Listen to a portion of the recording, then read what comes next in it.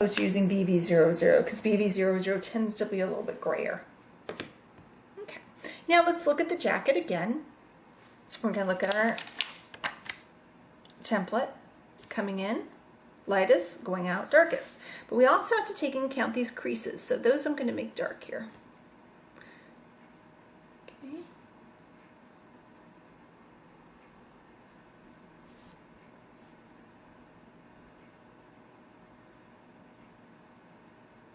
Anything that gets shaded will be the darkest. Be underneath her scarf. I don't know if you noticed this about her, but I have to say I'm just so tickled about these leopard shoes. I can barely stand myself. They are adorable, aren't they? Little polka dotty leopardy shoes. They are adorable.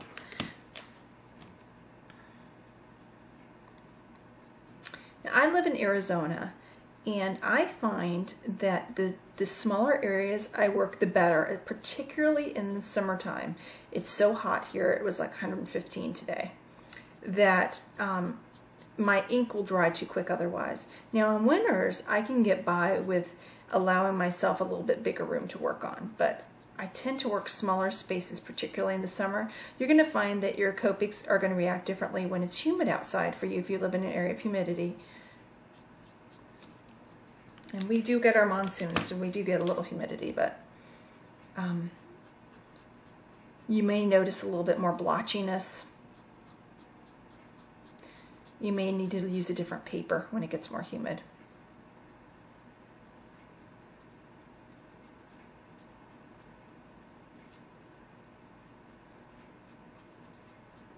Now I think one of the beauties of these With a Joy stamps is, first of all, they're little. They're not too intimidating when you're first starting out. And you can see where the highlights are left here.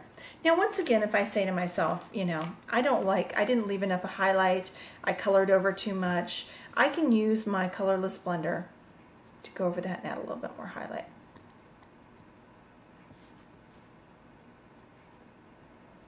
Now let's say I took too much off, which is possible. I can go back on with the side stroke and blend that back in.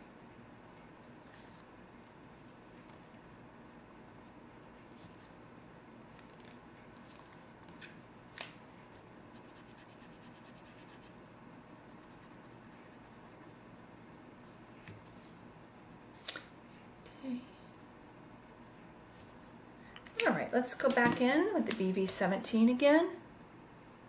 Darker areas.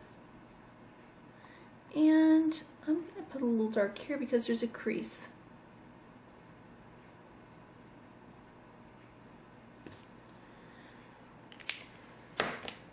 Followed by my BV13.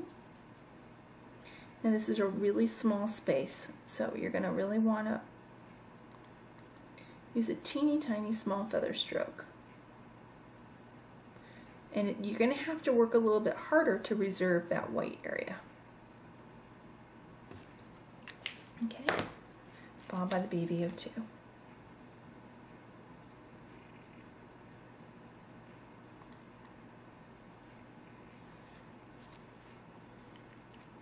Now, there's one little place I left, and I'm kind of not sure which kind of color I'm going to use here. I think because there are arms shading, and I'm going to add the darker color, and I'm going to follow by the medium color, which is a BV13. Okay. Now, you will find that, as you can tell, as the light source is coming in, or the lines of the template are coming in, it's the lightest, lines leaving the darkest. Now, let's look at her little trim on her jacket here.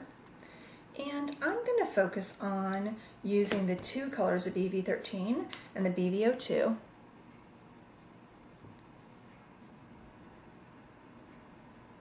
Very sparingly.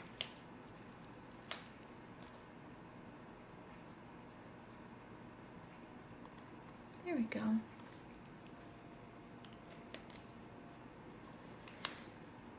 And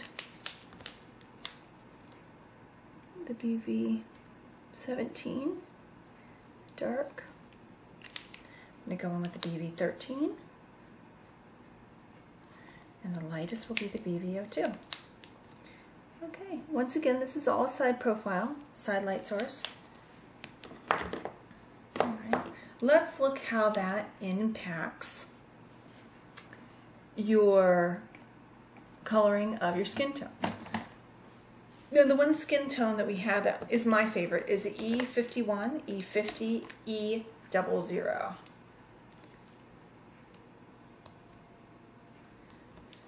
Okay, now when you're looking at a side light source on a face, okay, the rule is the darkest, it's always darker by the hairline. Okay, so I'm going to add a little of my darkest here, my E00, by her hairline. All right. Now, I'm also going to add, every place there's a little bit of a shadowing, I'm going to add a little bit of that E00. Now, as the light source comes in, once again, right, that's where we want our lightest color. But we also want to maintain the integrity of the face with its, got my second color here, my E50. Now I'm going to go in with my that was E51. Now I'm going to go with my E50. This makes for a really nice skin tone color. You can also use a bunch of different colors for skin tone. We've gone over those over the months, but this is a really nice one. I think for me this is Willow's skin tone. I don't know why. Just like for me, most Willows are brunette. I'm going to go ahead and use R20, which we've had before, and use that for her cheeks. I use that the tip-to-tip method on my E50. Give her a little blush on her cheek. She's cute. She is so stinking cute.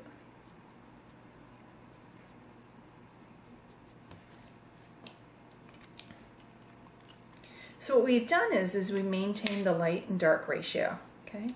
Lightest towards the light source, darkest away from it. Now I'm going to go ahead and use the R20 for her lips too.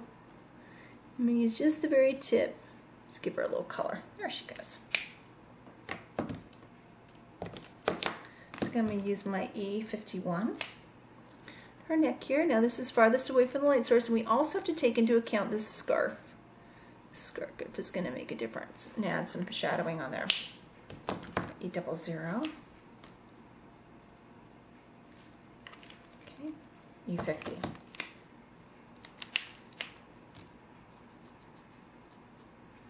Now for me, I've got that a little bit dark. Once again, I'm going to use my colorless blender to subtract a little color out of there.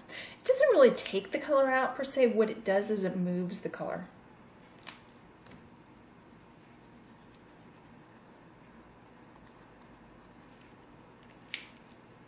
She's looking cute, right? All right, let's go ahead and work on the rest of her body real quick. And look at the side light source on the legs. Going in with my E51. Once again, I need to take into account where the shadows are going to be. The shadows are going to be from leg to leg here, right? The one leg's going to shadow the other, and the skirt's going to shadow her leg. Now, we're going to want to work very carefully with our E00 and blend in.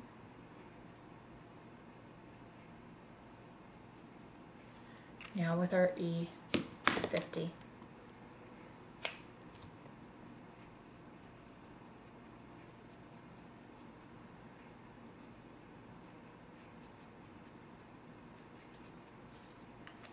What I'm going to do also is I'm going to take my E51 and I'm going to add a really thin line of color here to follow this,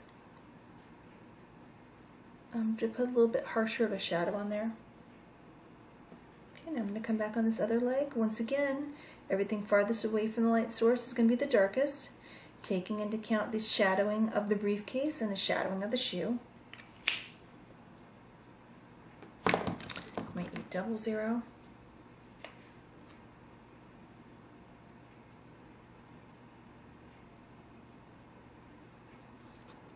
And my E50.